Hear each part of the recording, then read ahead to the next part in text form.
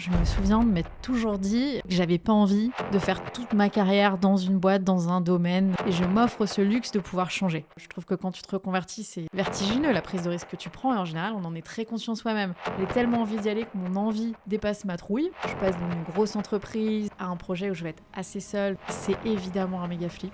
C'est évidemment pour les gens qui t'aiment un flip aussi. Bienvenue dans ce nouvel épisode d'Objectif Reconversion produit par le Studio 29. Aujourd'hui, j'ai le plaisir d'accueillir Clémence Julat, une entrepreneuse qui marche au défi. Avec un master en marketing et un doctorat en pharmacie, elle a passé plus de 10 ans dans une entreprise avant de réaliser son rêve, relancer la maison de joaillerie familiale Jeanne Charpentier, éteinte dans les années 60. Forte de son héritage et de son ambition, Clémence écrit une nouvelle page pour cette marque en alliant tradition, artisanat et conscience environnementale. Prépare-toi à découvrir son parcours inspirant. Bonjour Clémence. Bonjour. Bienvenue dans mon podcast Objectif Reconversion. Première question, comme tout le monde, je vais te laisser te présenter et expliquer un petit peu qui tu es et ce que tu fais aujourd'hui. Donc, je m'appelle Clémence, j'ai 37 ans et j'ai refondé une maison de joaillerie. Maison de joaillerie qui était dans ma famille maternelle depuis le XVIIe siècle, donc ça date, dans le sud de la France et qui avait fermé il y a une 60aine d'années. Et moi, je l'ai fait renaître de ses cendres il y a 2 ans maintenant. Et donc, si tu es ici, c'est que forcément, tu n'avais pas de lien, ou en tout cas, tu n'étais pas destiné à faire de la joaillerie encore très peu de temps. Tu as eu un autre parcours et on va revenir justement sur ce parcours-là. Ce que je te propose, c'est qu'on fasse un peu marche arrière et qu'on retourne au niveau de tes études, ton parcours scolaire. Quel est ton parcours scolaire ? Alors moi, j'ai passé un bac scientifique et j'ai fait des études de pharmacie. Donc j'ai un doctorat en pharmacie. Que j'ai fait un peu par défaut parce que je ne savais pas vraiment à 17 ans ce que j'avais envie de faire de ma vie. Il n'y a rien qui t'a inspiré pour aller dans la pharmacie, non ? J'aimais la bio. Okay. J'aimais la bio. J'avais des pharmaciens autour de moi. Je trouvais que ça avait l'air d'être un métier intéressant. J'avais juste creusé le fait que ça laissait pas mal de portes ouvertes post-diplôme de métiers différents. Et à ce stade-là, ça me convenait de me dire j'ai 6 ans pour décider ce que j'ai envie de faire comme métier. C'était un peu l'argument numéro 1. Donc, j'ai fait des études de pharmacie. Et au fil des 6 ans, je me suis aperçue quand même que j'avais plus envie de bosser en entreprise, en tout cas au départ, que dans une pharmacie d'officine, une pharmacie de quartier.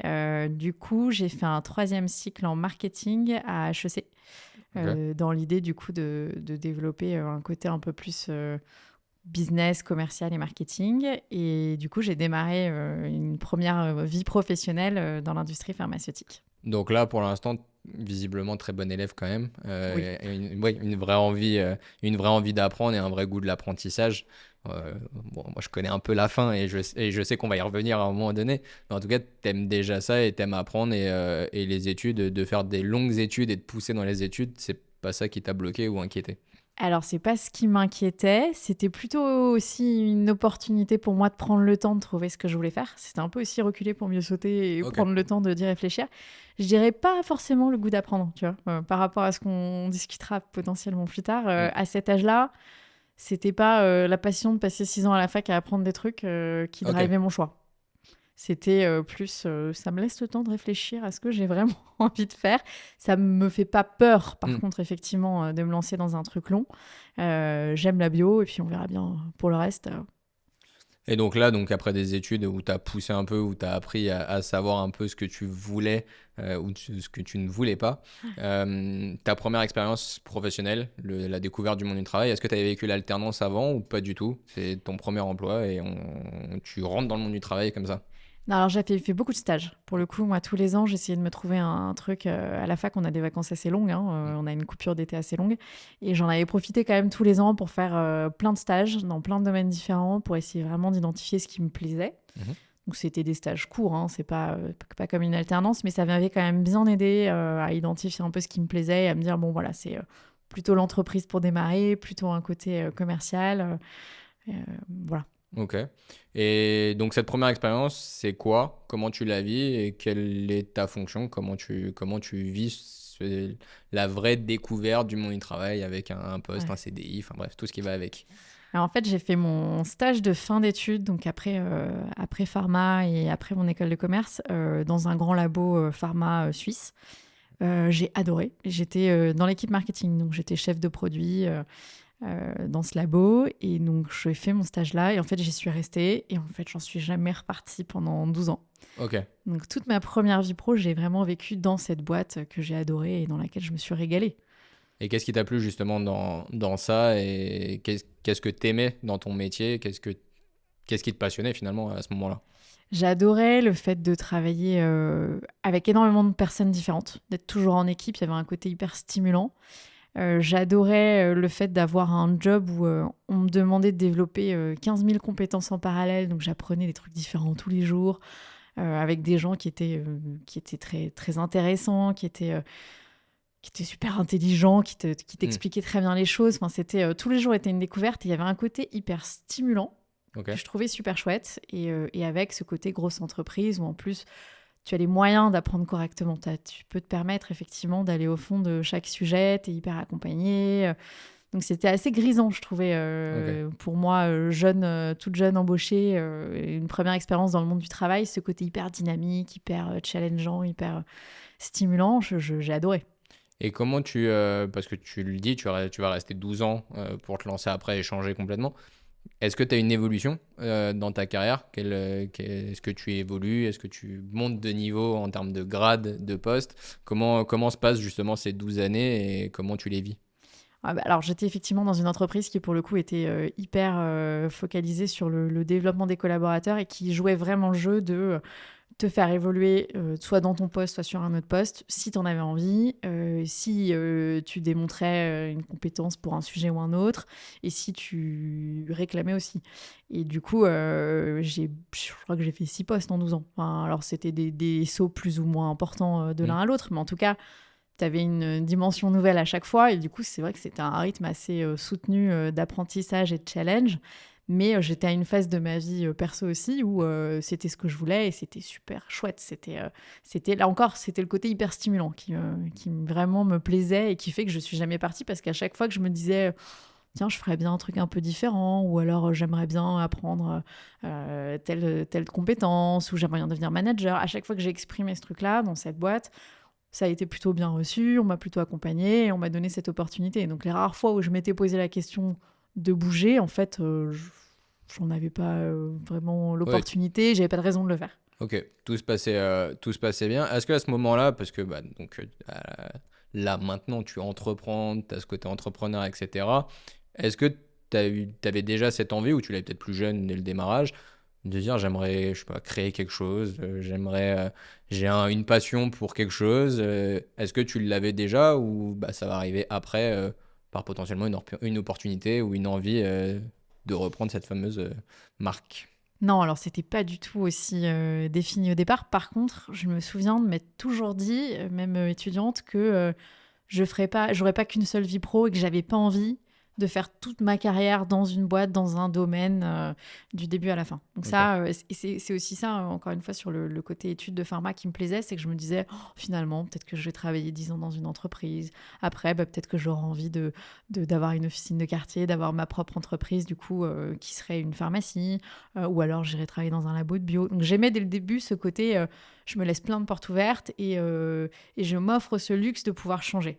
Par contre, j'avais pas du tout défini quand, comment, quoi, mais j'avais quand même, voilà, toujours dans un coin de ma tête ce côté, c'est sûr que je ferai pas une seule chose et une seule entreprise dans ma vie. Ouais, et tu avais ce besoin de te garder des portes ouvertes, mine de rien, et donc le secteur d'activité te permettait ça, Ouais. c'était de pouvoir varier un peu les plaisirs, et si jamais à un moment donné ton envie change, de pouvoir avoir ces opportunités-là. Et comment t'en arrives justement, parce qu'on le voit, ça se passe très bien, même quand tu le racontes, on sent que ça se passe bien et que tu as cette évolution. Qu'est-ce qui se passe pour que, au terme de ces 12 ans, il y ait cette fin avec cette société? Il y a une espèce de conjonction de plein de trucs, certains qui venaient de moi et d'autres pas du tout. Ça tombait, moi, la période Covid, alors je sais pas si elle a généré plus de reconversions que d'autres périodes, c'est probable. Elle revient beaucoup, la période Ouais. Covid, ouais. Bon, Bien voilà. sûr. Moi, je pense que clairement, ça a quand même été un petit déclencheur parce que j'avais un poste à ce moment-là où ce qu'on attendait de moi s'est retrouvé quand même vraiment à l'arrêt pendant cette période de confinement. Mais en même temps, j'avais encore des choses à faire. Je n'étais pas au chômage technique comme certains copains qui se sont retrouvés à la campagne à profiter de leurs enfants pendant 3 mois. Moi, j'étais quand même en visio derrière mon ordinateur H24. Ouais. mais avec pour le coup des challenges qui étaient complètement inexistants parce que j'avais un job qui se prêtait pas du tout à une activité confinée à la maison. Et ça, c'était hyper dur. Donc ça a été un facteur clairement de me dire mais qu'est-ce que je fais là derrière mon ordinateur alors qu'à la fin de la journée, j'ai l'impression d'avoir rien apporté à personne, c'est horrible. Ouais, professionnellement, t'as mal vécu cette période-là. Hyper mal. Okay. Hyper mal vécu. D'un point de vue perso aussi, j'avais des enfants tout petits, donc je me disais, bon, à quoi ça rime quand même C'est quel âge tes enfants ? Ils avaient 2 ans et 4 ans. Effectivement. Confinés dans un appart à Paris, sans extérieur. Non, franchement, donc voilà. Donc bref, donc tu te dis, bon, à un moment donné, tu sors de ton corps et tu te dis, mais qu'est-ce que je fais là ? Pourquoi ? Bon, ça a été un petit déclencheur et en même temps, voilà, ça se passait en dehors de ça très bien dans ma boîte, donc j'avais pas envie de tout plaquer juste pour tout plaquer et ça me faisait un peu peur aussi. Clairement, j'étais pas prête à prendre ce risque-là, mais je pense que ça a été la petite graine de réflexion, elle est vraiment partie à ce moment-là. Ça conjugué au fait que je m'étais toujours dit que je ferais pas que ça de ma vie, j'ai beaucoup réfléchi à ce moment-là sur bon, est-ce que finalement c'est pas le moment d'y réfléchir, de faire autre chose. Et en même temps, je me disais, c'est le pire moment pour lâcher ma boîte qui me porte, qui est une grosse boîte capable de porter économiquement ses salariés dans une période compliquée. Donc, je me disais, il faut surtout pas bouger maintenant. Mais par contre, c'est le moment de réfléchir à bouger quand même après. En parallèle de ça, moi, mon entreprise discutait déjà depuis un petit moment d'une rupture conventionnelle collective. Je savais que potentiellement, le timing n'était pas trop mauvais pour moi pour bouger dans l'année ou les 18 mois qui suivaient. Ouais, il allait peut-être avoir des opportunités de... Ouais. Okay. Ouais, de pouvoir faciliter un départ. Et donc, ça a été le début de ma réflexion et de qu'est-ce que j'ai envie de faire. Et en même temps, alors dans cette même phase, j'avais un copain qui connaissait mon histoire familiale, qui savait que j'étais une grosse amatrice de bijoux par mon histoire familiale. Que ça me parlait, que j'avais pas du tout fait les études pour et que j'avais jamais envisagé d'y travailler, mais qui depuis des années en rigolant me disait non mais un jour tu viendras travailler avec moi, ou si tu veux travailler avec moi un de ces jours appelle-moi. Bon. Donc il y a une espèce de conjonction de trucs où je me suis dit bon finalement si c'est pour lâcher ce chouette poste dans cette chouette boîte, est-ce que j'ai vraiment envie d'aller juste faire la même chose pour quelqu'un d'autre, ou est-ce que j'en profite pas pour faire complètement autre chose? Du coup, la réflexion s'est assez rapidement orientée vers, finalement, si j'ai la chance de pouvoir partir dans des conditions qui me permettent de changer de voie, peut-être de me former sur autre chose, etc., est-ce que je ferais pas un espèce de grand écart et est-ce que je n'irais pas bosser avec ce copain-là ? Donc le tout début, c'était quand même encore autre chose que ce que je fais aujourd'hui, c'était aller travailler avec un copain, mais dans ce domaine de la bijouterie. Ouais, donc ça t'a rapproché. Tu le dis, tu as toujours eu cette passion-là, parce que tu l'as dit, donc aujourd'hui, tu as repris une entreprise familiale. Tu as toujours eu cette passion pour les bijoux, au-delà de se dire j'ai envie de travailler. Tu l'as toujours eu un petit peu en fil conducteur ou pas du tout, et c'est arrivé plus tard quand on a discuté de par ton quotidien, ou peut-être tu étais très fan d'acheter des bijoux ou quoi que ce soit et on s'est dit tu bosseras un jour dans les bijoux. Mais est-ce que tu as vraiment eu ça depuis toute petite parce que tu connaissais cette histoire familiale et que tu l'as gardée en toi tout le long de ton parcours? Alors j'ai jamais été une grosse acheteuse de bijoux, bizarrement, mais ce que j'ai toujours eu en moi, c'est cette histoire familiale. Et c'est le fait que ça m'a toujours beaucoup plu, okay. Ça m'a toujours intéressée. J'ai toujours trouvé ça chouette d'avoir comme ça une famille dans laquelle il y avait eu un artisanat aussi chouette et qui est duré dans le temps, avec une vraie transmission. Et c'est plus ça qui me plaisait que le domaine en tant que tel. J'étais pas du tout une mordue de boutique, je m'offrais pas des trucs, mais j'avais c'était le projet cette sensibilité en tout cas, tu vois, au projet familial et à ce domaine qui était si loin de moi et qu'en même temps je trouvais assez fascinant sans pour autant m'être engouffrée dedans. Ouais.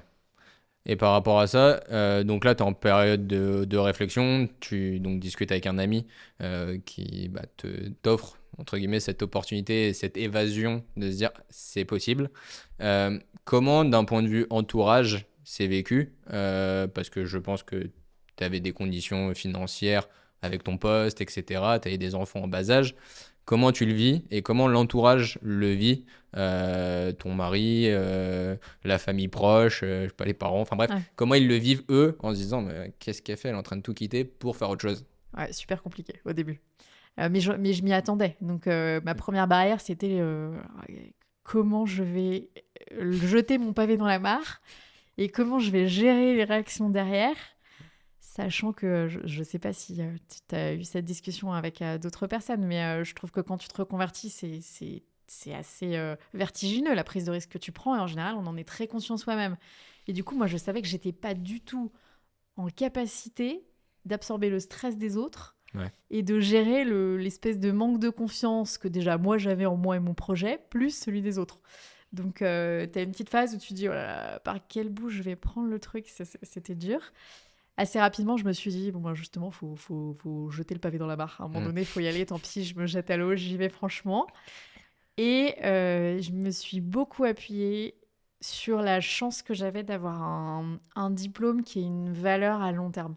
C'est-à-dire que moi, j'avais cette chance de dire à chaque fois, mais en vrai, elle est où la prise de risque, les gars? Si je me plante, Oui, j'y je retourne. vais toquer à la pharmacie d'en face. Peut-être que je me ferai jamais réembaucher dans une grosse entreprise et au poste que j'avais avant, mais je trouverai du boulot. Et puis, j'en disais, bah, je suis bosseuse. S'il faut bosser, je bosserai. Donc, en fait, tout va bien. Je m'offre cette chance incroyable de tester autre chose. Et en même temps, je vous promets que je ne me mettrai pas d'œillère et que si à un moment donné, c'est cata, mon truc marche pas, voilà, promis, je m'obligerai à faire le deuil de mon joli projet et puis je reviendrai à un truc plus raisonnable. Mais j'ai vraiment envie d'y aller. Mais ça a vraiment été un sujet de plusieurs mois avant pour me dire, bon, je me blinde moi déjà ma conviction que, ok, j'ai tellement envie d'y aller que mon envie dépasse ma trouille. Et puis, dès lors que c'est le cas, je me jette à l'eau. Je donne l'impression que je suis hyper sûre de moi, parce que c'était pas du tout le cas. Mais tu te dis, à un moment donné, si moi, j'ai pas Mais l'air tu d'y l'as croire, vendu comme ça, ouais. mais personne va y croire. Donc, t'es obligé d'y aller. Ouais. Mais ça a été dur. Et je savais qu'en face, effectivement, tout le monde allait me dire, mais pourquoi tu fais ça, en fait?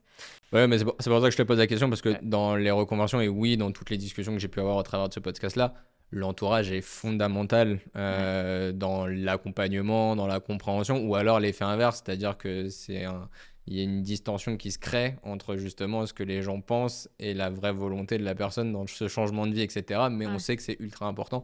Donc c'est pour ça que je te pose cette question-là, et de savoir s'ils y ont adhéré et finalement ils t'ont poussé à aller au bout de ce chemin qui était peut-être pas le bon. Mais voilà, est-ce qu'ils ont accompagné ça, même s'ils n'avaient pas forcément compris, mais accompagné, tu vois, ce process? Bah, j'avoue qu'en fait, dans la façon dont je l'ai annoncé au début, j'ai pas du tout ouvert la discussion en fait. Je m'étais dit, faut pas que je laisse la porte ouverte à la discussion parce qu'en fait, je suis pas capable de gérer une remise en question du truc. Donc j'étais hyper fermée. En mode, bon, bah voilà, j'ai décidé ça, point. Ouais. Ton avis ne m'intéresse pas à ce stade. Et ça leur a permis, je pense, eux, de faire leur petit chemin et tout, sachant que j'ai essayé aussi de balancer vachement d'éléments de rassurance, tu vois, de je vais me former, j'ai ce copain qui m'accueille, donc je vais pas me lancer toute seule, je suis consciente du fait que j'ai beaucoup de choses à apprendre et justement, j'ai un point de chute, c'est trop bien. Et ça leur a permis de faire leur chemin. Et dès lors que eux aussi avaient un peu accepté le truc, j'ai été hyper soutenue. Mais ils ont tous eu besoin, je pense, que ce soit mes parents ou mon conjoint, d'un peu de temps pour accepter le truc. Après, voilà, passé quelques semaines, mois, où ils étaient tous un peu sous le choc, j'ai été hyper soutenue par mon mari, parce que c'était fondamental, et c'est pas le genre de projet que j'aurais été capable de faire s'il m'avait pas dit allez, vas-y, banco, on va gérer, t'inquiète. Et puis par mes parents, parce que c'était une histoire familiale. Donc, quelque part, ma mère, assez rapidement, était tiraillée entre mais c'est quoi cette idée hyper risquée et trop bien. Ouais, bah oui, pour le coup, c'est là où ça devient chouette et que le projet prend tout son sens. Et donc, justement, quand tu fais cette bascule-là et que ton ami te propose de le rejoindre, qu'est-ce que tu fais comme métier à ce moment-là? Quel est ton rôle par rapport à ça et comment tu te formes et tu changes complètement de voie, puisque là, ça n'a plus rien à voir avec la pharma. Donc, comment tu te formes et tu changes de métier? Alors là, il y a une phase hyper... je sais pas si c'est bancal le terme, mais en tout cas, j'ai eu vraiment une espèce de truc de transition où voilà, je quitte donc mon gros labo en disant à tout le monde je vais me former, je suis inscrite à une formation de joaillerie, je vais faire un peu d'histoire de l'art, un peu de technique, un peu de gémologie dans le contexte de ma rupture avec mon employeur. Et je vais aller m'occuper de la partie market et commerciale pour ce copain qui a déjà une boîte dans ce domaine-là. Donc ça, c'est sur le papier. Ce copain top qui m'accueille, à qui je dis mais de toute façon pour l'instant je suis en apprentissage, donc je viens, je t'aide autant que je peux, T'as pas besoin de me salarier ni rien. Dans un premier temps, en fait, moi, je suis là à la fois pour apprendre et essayer de t'aider si besoin. Ok. Et en fait, j'avais besoin, je pense, pour oser signer ma rupture et partir, j'avais besoin de ce côté, j'ai déjà un point de chute, tout va bien, facile. Et en même temps, une fois que c'était fait, assez rapidement, je m'aperçois qu'en fait, c'est son projet, c'est pas le mien. Et que même si il m'accueille hyper gentiment et que c'est un chouette truc, en fait, j'ai pas fait cet énorme saut dans le vide pour atterrir sur un truc qui est pas complètement mon projet. Et ça, c'est une phase assez compliquée où je me dis, je commence par me dire, ah, mais en fait, qu'est-ce que je fais là? Est-ce que j'ai pas fait une énorme bêtise? En fait, j'ai quitté mon domaine pour un dans lequel je connais pas grand-chose. Et puis, je me retrouve associée à un projet qui me plaît, mais qui est pas non plus ce que j'aurais fait si j'étais toute seule. Et en fait, à cette période-là, je me faisais coacher. Ok. Et honnêtement, ça m'a sauvée parce que j'avais vraiment besoin d'avoir un avis qui, justement, soit pas biaisé par des gens qui tiennent à moi et qui étaient inquiets pour moi.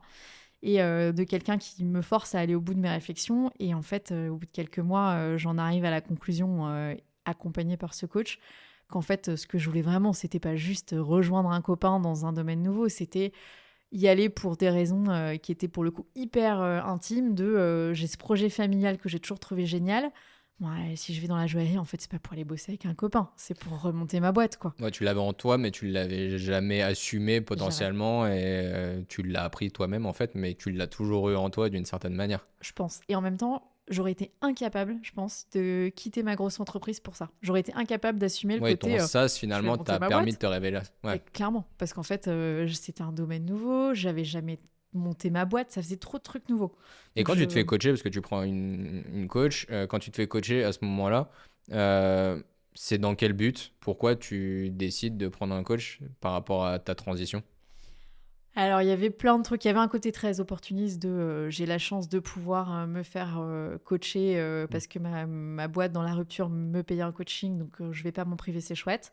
Il y avait, je passe d'une grosse entreprise dans laquelle je faisais partie d'une équipe à un projet où je vais être assez seule. Donc en fait, je crois que je vais avoir besoin d'un soutien et de quelqu'un avec qui travailler et discuter à la fois business et de ce que j'ai envie de faire. Et donc j'y vais avec un objectif qui était à la fois business, de ah bah, c'est quelqu'un qui va m'accompagner dans cette transition pour voir comment j'atterris, quel format je prends dans la boîte Mm. de cet ami ou pas, comment je gère. Voilà. Et elle va aussi m'aider à me poser les bonnes questions. Donc j'y allais honnêtement un peu dans le flou en me disant, bon, on verra en marchant Ouais, à quoi sert ce coaching. ok. Et en fait, c'était. C'était une Ouais, révélation vraiment. sur plein de Enfin, j'en avais. sujets. Ouais, c'était vraiment le bon moment et la bonne personne aussi, je pense, Mm. pour avoir cette réflexion et m'épauler parce que c'était quelqu'un qui, pour le coup, était toujours hyper supportif, quoi qu'il arrive, des décisions que je prenais. Et c'était chouette d'avoir quelqu'un dont tu savais qu'en fait, elle allait pas être paniquée de ta situation perso, financière, pro. Voilà. Elle était pas là pour ça et j'en avais besoin, quoi. Ouais, ouais, non, mais je suis très convaincu des bienfaits du coaching, etc. J'en ai même parlé dans un podcast parce que pour le coup, pour moi, les coachs, et je le dis souvent, pour moi, c'était des gourous. C'était des gens qui te coachaient, mais qu'est-ce qu'ils faisaient eux-mêmes, en fait. Et il est vrai que d'avoir une personne qui soit avec toi, avec un œil externe aussi, et donc qui puisse analyser finalement ce que toi, la tête dedans, n'arrive pas à voir, Ouais. a des bienfaits incroyables, tant sur le plan pro que perso. Euh, et donc, une fois que tu as cette révélation où tu te dis, mais ok, j'ai ce projet familial en moi de toute façon depuis des années, je pensais pas que j'allais aller là-dessus. Là, à ce moment-là, donc tu l'as dit, tu as repris ta société familiale qui était en sommeil depuis 60 ans. Comment, déjà, pourquoi elle est en sommeil? Et comment tu te dis, bah, je vais la réanimer et je vais me la réapproprier et la remonter, moi, qui était pas destiné à ça, mais j'en ai l'envie maintenant. Ouais. Alors, elle était en sommeil parce que, raison hyper banale pour l'époque, mais terrible, mon arrière-grand-père, quand il est parti à la retraite, avait 2 filles. Et en fait, la joaillerie, c'est quand même globalement un domaine qui à l'époque était hyper masculin. Ok. Donc moi, ma grand-mère et ma grande-tante avaient travaillé un peu dans la partie boutique, parce que tout ce qui était commercial, à la limite, on pouvait impliquer les femmes. Mm. Mais l'atelier de joaillerie, donc vraiment le côté artisanat, à part pour quelques compétences hyper particulières, enfiler des colliers de perles, polir des bijoux, enfin bref, des trucs très techniques. Globalement, la joaillerie, le joaillier, c'est un homme à cette époque-là, point Ok. final. Et du coup, le chef d'atelier, ça peut pas être une femme, c'est pas possible. Ok. Donc une entreprise comme celle de mon arrière-grand-père dans laquelle tu avais l'atelier qui fabriquait les pièces que tu vendais, vraiment le joaillier de famille de province, compliqué d'imaginer donner les rênes à une femme. Et c'est Euh, vécu comment, ça, dans la famille, quand ça s'arrête? Parce que pour le coup, tu le dis, c'est 17e siècle, c'est ça que tu as dit. Depuis le 17e, ouais, Ouais, depuis le exactement. Ouais. 17e. Donc, comment c'est vécu dans la famille? Parce que c'est une Ouais. société qui a perduré, Bah, de père en connue, fils de père en fils, jusque-là, etc. quoi. Ouais. Quand ça s'arrête, comment ils le vivent? Et écoute, ça a été. Alors, moi, j'étais pas là pour le voir, mais Non, mais les c'était échos que tu as pu vraiment. avoir, ouais. Les échos que j'ai pu en avoir, c'est que de toute façon, voilà, ma grand-mère, ma grande-tante étaient deux jeunes femmes fraîchement Ouais, mariées, c'était des enfants en évident. bas âge, autre chose en tête. Leurs maris avaient chacun leur job, pas du tout dans ce domaine-là, pas intéressés. Ouais. Donc c'est un peu un non-sujet, et puis tu vois, sans trop y faire attention, c'est la décision qui paraît plus évidente, et point final. Et pour autant, tout le patrimoine est conservé. C'est ça qui est fou en fait. C'est que. Bah, c'est ce que j'allais dire, parce que en gros, ça s'arrête visiblement un peu naturellement. Ouais, Mais finalement, toi, donc quelques générations plus tard, tu as toujours ce lien-là, puisqu'on t'en parle toujours visiblement, ouais, puisque tu connais l'histoire, et tu le gardes en toi, parce que la preuve, tu vas arriver à réanimer ce projet-là. ouais. Donc c'est que finalement, c'est quand même resté dans l'histoire de votre famille. Bah, complètement. C'est-à-dire que les carnets à dessin ont été conservés, les vieux papiers en tête, les vieux outils. Enfin, t'as plein de traces quand même qui auraient pu être jetées 50 fois en 60 ans. Ouais. Et mine de rien, bon, ben, ça reste dans un grenier, mais personne les jette et personne n'a envie de les jeter. Et effectivement, moi, des années après, on m'en parle toujours et on me raconte, ah bah, à l'époque, à la boutique, à l'atelier, nanana. Donc je grandis là-dedans. Et puis des trucs tout bêtes, mais tu vois, c'était. Donc on avait une boutique, un atelier à l'époque, donc à Perpignan. C'était une maison de Perpignan, dans le sud de la France. T'as encore dans la rue dans laquelle était la boutique de mon arrière-grand-père, t'as encore la mosaïque sur le trottoir avec le nom de la boutique. Ok. Tu vois, donc moi, quand je vais à Perpignan chez mes grands-parents, je marche sur le trottoir avec écrit Charpentier, quoi. Ouais, t'as Et on me toujours cette montre, ah histoire. bah tu vois, là c'est le macaron de l'Expo universelle sur la façade, parce que quand on a gagné un prix, on avait eu le droit de mettre un macaron et on s'est battu pour pas qu'il soit enlevé au dernier avalement de copro. Donc tu vois, un truc qui n'existe plus, mais en même temps, personne fait le deuil, tu vois, de cette histoire. Ouais, ça fait quand même partie du patrimoine familial. Exactement, exactement. Mais ce qui du coup rend vachement émotionnel, tu vois, la décision, parce que je me retrouve à me dire, bon, franchement, tout est là. Ma tante me dit, ah bah attends, tu te formes à la joaillerie, faut que je te passe ces carnets à dessin et tout, ça va te plaire. Elle me passe tout. Je me dis, non, mais c'est génial, enfin, on peut pas ne rien en faire. T'as tous les vieux croquis, les vieux carnets, je trouve ça Génial. génial. Mm. Donc je me dis, franchement, j'ai envie d'y aller.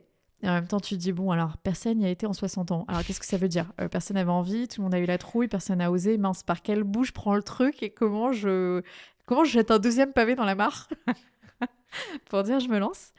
Et puis au final, ça, je le fais assez rapidement et assez facilement. J'ai une famille hyper unie, famille du Sud, assez tribu.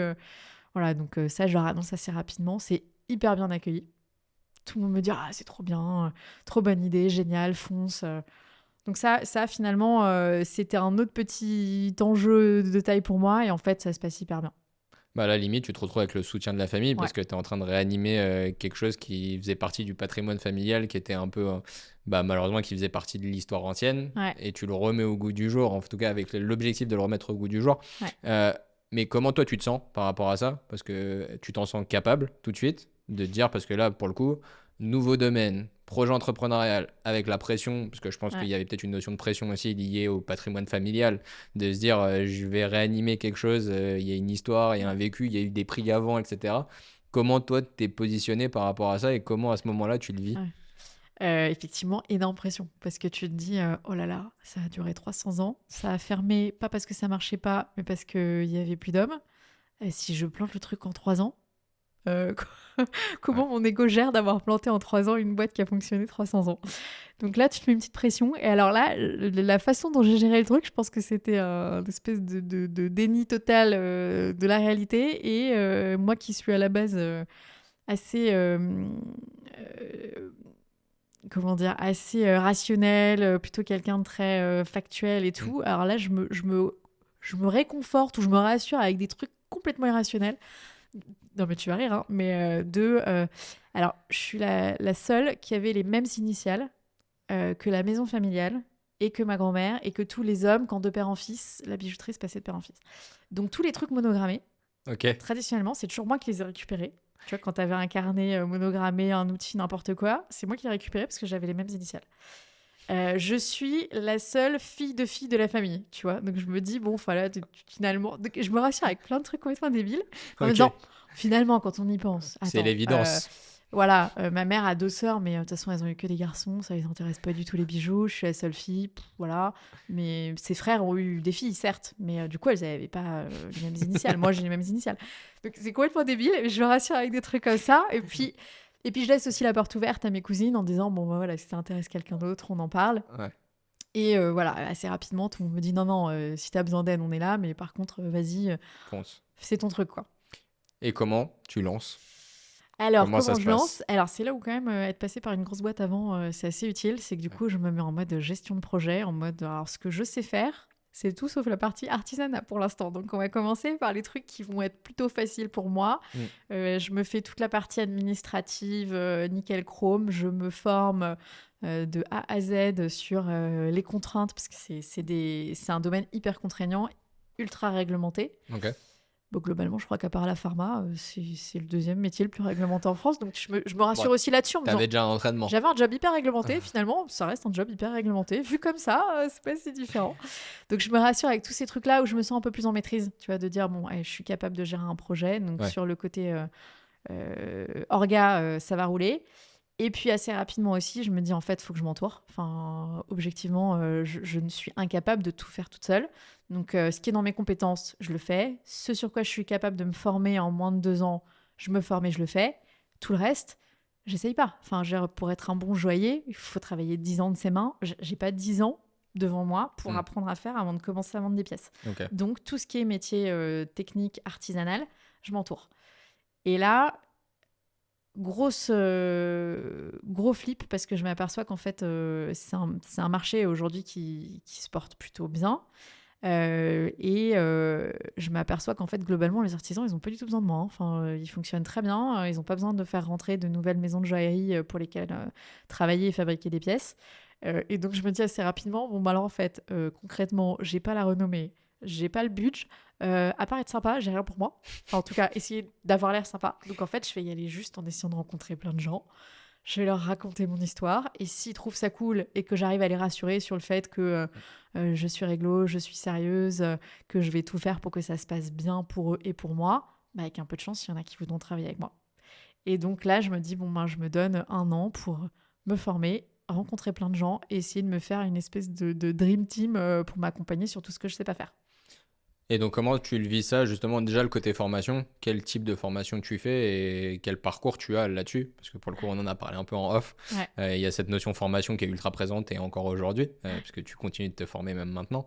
Quel est le parcours un peu, justement, pour, dans ce domaine-là, de la joaillerie, etc. Quelles sont les formations que tu as faites? Et est-ce qu'il y a des spécialités, des spécificités de ce métier-là? Et après, toute la partie recrutement, parce que tu disais tout à l'heure, c'est un métier...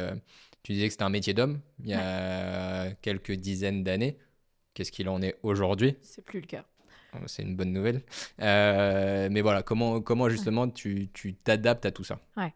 Écoute, formation, je commence par un tour de piste un peu généraliste où je m'inscris à des formations hyper courtes pour toucher à tout, en me disant, voilà, je fais donc un peu d'histoire de l'art, un peu de dessin, un peu de technique pour, même si je ne serais pas certisseuse, comprendre les outils, le métier et la difficulté du truc.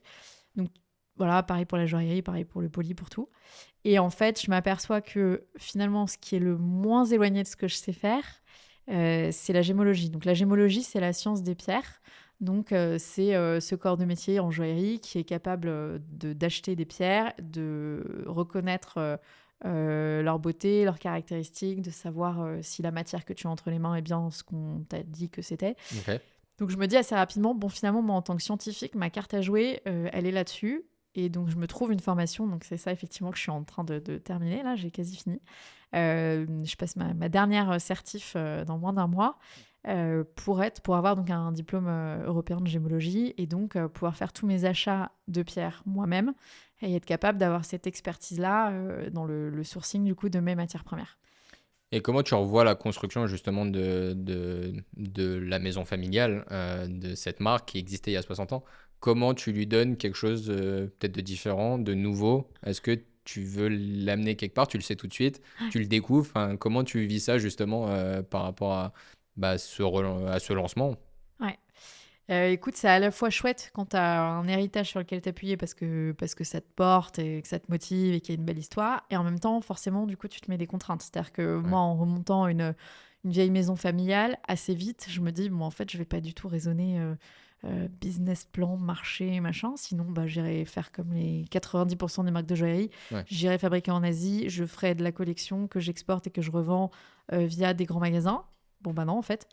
Donc assez vite, je me dis, voilà, c'était une maison familiale, on fabriquait. Donc en fait, ce qui ne sera pas négociable si je gardais les valeurs de l'entreprise, Mm. c'est fabriquer en France, c'est de la petite série, du sur-mesure, à taille humaine. Donc assez vite, je me pose déjà les contraintes, tu vois, et je me dis, bon, il faut que j'arrive à faire fonctionner les choses en sachant que je veux rester seul maître à bord, donc je ne vais pas aller lever des fonds. Je veux que ça reste à 100% en France. Et je veux qu'on soit potentiellement à terme une petite équipe, mais j'ai pas spécialement l'envie de devenir un énorme mastodonte parce que je veux garder ce côté Familial, joaillerie de artisanal. famille, je connais mes clients, on les accompagne, on leur explique, on leur raconte, etc. Et ça, c'est une sacrée contrainte parce qu'économiquement, tu sais que tu te fermes un milliard de portes. Ok. Donc ça, c'est un flip aussi, mais en même temps, je me rassure en me disant, de toute façon, il n'y a pas d'autre option en fait. Sinon, ça revient pas à remonter ma boîte familiale, ça revient à monter autre chose. Mm. Et c'est pas ce que je veux, et c'est pas pour ça que je l'ai fait. Et économiquement, donc tu t'en parles, tu es toute seule dans ton projet ou tu t'es associée? Comment tu passes justement pour relever cette boîte? Forcément, il faut malheureusement un peu d'argent Ouais. parce que tu parles de recrutement, tu Ouais. parles de choses, il va falloir un peu avancer. Comment justement tu règles cette problématique-là? Est-ce que tu y arrives seule? Est-ce que ta famille t'aide? Enfin bref, comment ça se passe? Non, alors, je suis toute seule. Ok. Et par contre, je suis extrêmement entourée. C'est-à-dire que j'ai tout ce que moi, je ne suis pas en capacité de faire, c'est déléguer, mais c'est déléguer à une toute petite équipe avec des gens que j'ai choisis un par un, Ok. que globalement, du coup, j'ai présenté les uns aux autres. Donc maintenant, tout le monde se connaît. C'est un truc qui fonctionne. Et c'est vraiment... ouais, c'est ma dream team. Enfin, je veux dire, c'est aussi le plaisir, après avoir connu une grande entreprise avec laquelle tu choisis pas les gens avec qui tu travailles. Alors moi, en l'occurrence, je suis très bien tombée, mais tu choisis pas. Et là, c'était aussi un de mes plaisirs de me dire, oh, là, je vais choisir chaque personne. Et en fait, je vais en rencontrer plein et je vais décider de travailler avec celle avec laquelle je suis le plus en confiance. Je suis le plus satisfaite du résultat. Je me sens bien. C'est un plaisir d'aller voir cette personne pour ce qu'on a fait ensemble. Et ça, c'était un vrai kiff. Et ça, du coup, aujourd'hui, j'ai voilà, mon comptable en qui j'ai toute confiance et qui me donne plein de conseils. J'ai ma joaillère qui est incroyable. J'ai mon certo qui est sympa, qui me prend pas d'eau, qui prend le temps de m'expliquer quand je pose des questions hyper novices. Enfin voilà, chaque personne a été choisie une par une et c'est que des gens avec qui je travaille pour une prestation donnée, mais qui sont à leur compte et moi, je suis au mien. Ok. Donc ils ont le même objectif que toi et le même Ouais, fonctionnement que toi. exactement. Très bien. Et tu t'es dit, je me ferme des ports, donc d'un côté développement, parce que tu n'as pas ce côté, entre guillemets, voilà, lever des fonds et donc justement export, potentiellement d'aller justement fabriquer en Chine pour gagner de la marge. Enfin bref, tout ce qu'on sait bien. Mais est-ce que tu t'en laisses quand même, par exemple, un truc tout bête, j'en sais rien, le logo, tu vois, de la marque, est-ce que tu te dis, tiens, je le refais complètement, je me dis, voilà, c'est un nouvel air, un nouveau tac, je refais le logo, est-ce que je mets une nouvelle, j'en sais rien, baseline, bref, comment toi, est-ce que tu arrives à te libérer là-dessus, Ouais. ou est-ce que le poids familial, encore une fois, tu te dis, franchement, je sais pas comment ça va être pris familialement, quoi. Non, là, pour le coup, je me suis régalée. J'ai essayé de rester pas trop éloignée, mais de m'approprier à fond le Ouais. logo, l'histoire, l'identité visuelle. Et là, ça, là-dessus, je me suis fait plaisir. C'est forcément plus du tout la même chose. Une maison qui, à la fin, était dirigée par un homme d'une soixantaine d'années qui avait une équipe d'ouvriers hommes et pignon sur rue Mm. dans une ville de province. Voilà, versus une femme de 30 ans qui travaille avec son équipe d'acolytes et de Ouais. partenaires, mais qui ne sont pas sous ses ordres, entre guillemets, c'est forcément différent. Donc là, pour le coup, j'ai vraiment revisité et je me suis régalée. Et je me suis pas mis trop de pression là-dessus. Donc j'ai Ouais. pas... Non, je crois qu'une fois que j'avais vraiment lancé mes deux pavés dans la mare, j'étais libérée et je me Oui, suis c'était pas du ton projet et tout... t'étais... Ouais, Ouais. je m'étais approprié le projet et je me suis beaucoup moins fait peur sur ce que j'en faisais derrière. Ouais. Et aujourd'hui, on en est où de ce projet-là, justement, de cette évolution? Écoute, aujourd'hui, donc ça fait 2 ans maintenant, c'est encore un projet en évolution permanente. Et ça, je crois que c'est aussi un des trucs que j'ai appris en me reconvertissant, c'est qu'en fait, tu as une idée en tête et puis elle évolue, mais tout le temps. Et au fur et à mesure des rencontres avec des gens ou des retours de tes clients, bah, tu te dis, ah, ça fait 3 fois qu'on me demande si je fais ça. Il y a peut-être un truc à aller creuser quand même, je vais peut-être m'y mettre. Enfin, et ça, du coup, ça évolue en permanence et ça va continuer à évoluer. Enfin, au début, j'étais partie donc, de mes fameux carnets à dessin. J'avais fait une collection de relancement, tu vois, qui était vraiment basée sur des modèles historiques que j'avais un tout petit peu revisités et que je fabriquais à la commande. J'ai eu énormément de demandes de transformation de bijoux anciens. Des gens qui me disaient, ah, c'est une vieille maison, génial, est-ce que vous transformez des vieux bijoux, du coup? Ouais. Bon, la première fois, tu dis, je sais pas, je fais ça, moi? Non, pas encore. La deuxième fois, tu dis, bon, vous savez quoi, on va essayer. Et puis voilà, et maintenant, par exemple, voilà, une grande partie maintenant de ce que je fais, c'est ça. C'est Ok. des gens qui viennent me voir avec des bijoux de famille anciens et qui me disent, Génial. je le porte plus, c'est dommage. Ah oui, carrément dommage. Faisons-en autre chose. Et tu transformes et t'accompagnes du coup une histoire familiale. Et finalement, ce que j'avais pas du tout anticipé au début, ça paraît hyper logique. Après coup, tu dis, mais évidemment, en fait, si je suis un joaillier de famille, ça paraît évident de se dire que j'accompagne aussi ces transformations-là et que c'est complètement sensé. Donc voilà, je suis encore un bébé, un bébé maison de joaillerie 2.0 dans le sens où tout ce qu'on fait aujourd'hui est encore amené à se développer encore plus. Voilà, je faisais que des pierres, maintenant je fais des pierres et des perles. Bon, voilà, et ça va encore évoluer, je pense, pendant encore un bon bout de temps. Mais par contre, les valeurs de la maison maintenant, telles que je les ai voulues, proches des anciennes, mais réadaptées aussi à notre vie de tous les jours, ça, pour le coup, c'est bien établi et ça bougera plus. Ce que moi, je vais chercher dans cette maison, je pense que ça bougera plus. Ce qui peut changer, c'est effectivement peut-être la taille de l'équipe et puis rajouter des cordes à notre arc au fur et à mesure. Et justement, on arrive vers la fin de l'épisode. Qu'est-ce que tu as comme objectif? Est-ce que tu as déjà une vision de là où tu veux aller, de là où tu veux emmener justement cette maison? Est-ce qu'il y a quelque chose, un point particulier où tu as envie de l'amener? Moi, j'ai envie que ce soit suffisamment solide économiquement pour se dire que si mes enfants ou mes neveux et nièces demain ont envie de reprendre, ils seront en capacité de faire ce choix. La bonne nouvelle, c'est que ça pourra être garçon ou fille maintenant. Exactement, ou les deux. Ou les deux. Un Voilà. binôme, j'en sais rien. Bref, en tout cas, voilà, sans avoir la moindre envie d'imposer quoi que ce soit, j'aimerais bien me dire que j'ai remis sur les rails quelque chose qui pourrait perdurer si quelqu'un a envie de le faire perdurer. Et tout en gardant vraiment voilà, les valeurs de la maison, donc pas me perdre en chemin sur ce côté rester indépendant et être fier de ce qu'on fait, le faire en France avec des super artisans. Donc garder un truc vraiment à taille humaine, mais économiquement viable. Voilà, et continuer à me faire plaisir. Pour le coup, c'est tout le mal que je te souhaite, parce que pour le coup, c'est un beau projet Ouais. rempli de sens et de valeurs. Et puis le projet familial, ça me parle un peu. Et ayant moi-même fait un projet familial, pour le coup, c'est quelque chose d'important. Et je sais ce que tu peux porter en toi et dans l'envie d'aller loin avec ce projet-là. J'ai 2 dernières questions. J'ai la réponse au vu de ton sourire. Mais est-ce que tu es contente de ta reconversion? Est-ce que tu es fière justement de ce changement de vie et de ce qu'aujourd'hui tu fais? Est-ce que tu te sens épanoui là-dedans? Et la dernière question, ce sera un petit conseil pour quelqu'un justement qui soit est pas bien dans son métier ou est bien dans son métier, mais a toujours cette petite voix comme toi qui se disait de toute façon, je ferai pas ça toute ma vie, je changerai un jour. Est-ce que toi, tu as un petit conseil ou quelque chose qui t'a servi justement dans ton changement de vie et dans le cap de cette reconversion? Écoute, alors, est-ce que je suis épanouie? Oui, clairement. C'est pour ça que je t'ai dit, ça se voit.